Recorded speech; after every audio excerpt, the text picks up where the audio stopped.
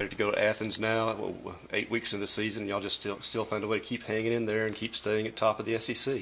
Yeah, man, it's really awesome to see this team work each day, and we just preach as older guys, hey, just keep working, man. You never know what can happen. You just got to keep playing and keep playing hard till the end. And we've had a lot of comeback wins this year, and early in the games, if we get down, we're always just like, hey, man, we've got 7 more times to hit. 8 more times to hit. We're fine. There's no really major freak out. We just stay in the game and keep going. And if it comes our way, we take it and keep going. Did you ever think maybe we could make it a little easier on ourselves, kind of like last year's team? Yeah, man, it would be fun to get into the ninth inning and you're up 7 or 8 runs. That would be pretty relaxing. But usually it's a 1-run game, and you look at our closer, Spencer. He's at 13 saves, and that just tells you the type of 1, 2-run, 3-run games we play, and that's fine, man. It gets you prepared for the postseason. It gets you prepared for the SEC tournament because you're going to play a lot of close games down the stretch. And, when you have a young team, the best way to prepare them is to play games like that. And I'm not saying we're trying to play games like that. We'd love to win every game by 10.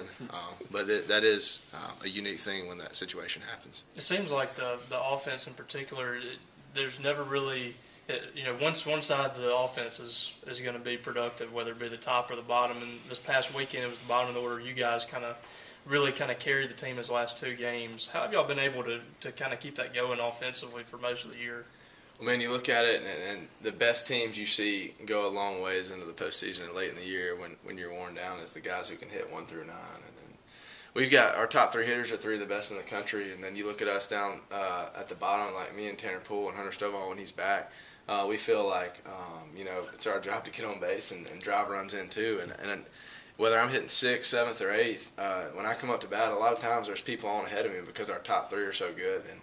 And we just preach, hey, man, just win your at bat. Coach talks about win your at bat. And, if the top of the order is not hitting one day and we hit, it works out that way. If they're hitting and we don't hit, either way, we balance it out to hit. And if we all hit, it works out really well for us. And we'll continue to do that. And, we'll never quit and keep playing hard. Denver's gotten a couple starts in a row now. How is he different from the guy that was pitching out of the bullpen for most of the non-con season? Man, when you get at this level, every kid that plays is pretty good. I think it's just a matter of confidence, especially when you're young, man. I just told him before we went out, I was like, hey, man, just get out there and you're playing in front of 4,000 or 5,000. They're going to be yelling your name the entire time. Hey, just throw it right back at them, and then play hard and be confident in yourself. And I just kept telling him, kept reminding him each inning, hey, man, go out there, let's get the first guy out, and let's keep rolling. And he stayed confident throughout the entire outing, and the confidence leads to really good pitches, man. He's throwing the breaking ball really well, and the fastball down in the zone is getting swung through, and that's what I told Coach Canizera and Coach Henderson, hey, man, these are really good pitches, and they saw that. And, we're going to keep that going with him. He had a really good bullpen today, and we'll keep getting ready for the weekend. I know you didn't get a chance to contribute on the field last year, the SEC championship, but Jack Kruger really kind of praised your work and how you worked with the catchers and helped them last year.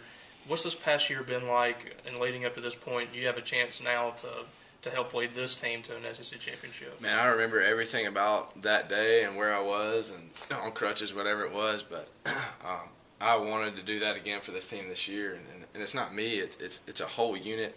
I'm there to be a warrior, whether it's block the baseball, the guy on third, or knocking it. I mean, whatever it is, I'm trying to do everything I can to help to win. And really, this past year has just been a huge growth session for me, really. And I honestly believe that getting hurt leads to growth in your mental mindset, and that's what I try to do the whole way through is, hey, I'm going to be strong throughout this, I'm going to get better, and really there's 1 or 2 things you can do when you're at that point. It's either, hey, I can fold and be done, or I can turn it on and get ready to go, and that's what I feel like I did, and that's the only way I wanted to go because I knew these guys needed me, and I knew I could help them out. So. What's it like working with guys who didn't go into the season as primary pitchers? In fact, you may not even have caught during fall ball, all those things, but they're stepping in there and getting the job done. It's really unique, man. And the biggest thing you see with those guys is just being competitive, man. And that's what I tell them. Hey, attack with your stuff. It doesn't matter if you throw 85 or 95. If you believe you're going to get out, you can get out and stay down in the zone. And that's really awesome to see as guys coming out of the woodworks. It always happens each year. You get done with the fall and, you're counting on a bunch of these guys, and then a random guy who you might not think is going to be your best guy is one of your best guys. Just like Jake did last year. He's the best hitter in the league. Arguably the best hitter in the country. And this year we've got guys like that too. So, it's always kind of a surprise, and it's always great to see because you know it's going to happen this year, you know it's going to happen the next year, and every year after that. So When you go out there to talk to a Cole or a Brant or a Jake, again, it's not their main job or something. Do you approach them differently than you do somebody like Connor that, hey, it's your job to just pitch? yeah, you know, thinking back to just like Saturday night, or I'm sorry, Friday night when Cole took the mound, I was like, hey man, listen, I got there, I was like, hey, you can get these guys out with your best stuff.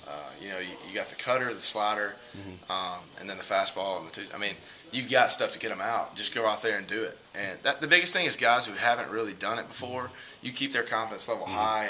And when I go out there, that's what I try to do. I don't dome them down. Now, there's a couple guys that you have to go out there and you have to get in them and tell them, hey, attack this guy.